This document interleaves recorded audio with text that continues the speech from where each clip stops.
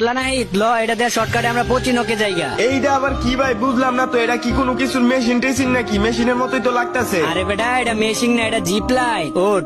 না না ভাই আমি উঠতাম না, আমনে জানগা ভাই, আমি আইডা আমু ভাই, আমি উঠতাম না। কিরে ওই বেটা তুই এই জায়গায় দাঁড়ায় আছিস কে? ওঠ, আমি যেমনে যেমনে যাইতেছি আয় বেটা আমার লগে। না না ভাই আমি উঠতাম না, কত চিকন চিকন রশি, যদি আমি সিরা ফুইরা যাই তারপর তো শেষ। আরে বটলা এটার মধ্যে উঠলে কেউ মরে না, এটা জিপ লাইন, এটাতে এক জায়গা থেকে আরেক জায়গায় খুব তাড়াতাড়ি যাওয়া যায়। না না ভাই দরকার নাই, তাড়াতাড়ির কাম শয়তানে করে, আমি আইটাই যামু ভাই, আমি আইটা যাই। এ বেটা বটলার বাচ্চা বটলা তোর লয়ে বেটা পড়ছে জ্বালায়, তুই সব সময় বেটা খালি ডরাস, এটার মধ্যে উঠলে কেউ মরে নাকি রে বেটা? না মরুক গা ভাই, কিন্তু আমি তো ঝুলা ঝুলা যামু, যদি আমার ফ্যানটা খালি খুইলা গেল, আমার ফ্যানের বেল লুজ ভাই।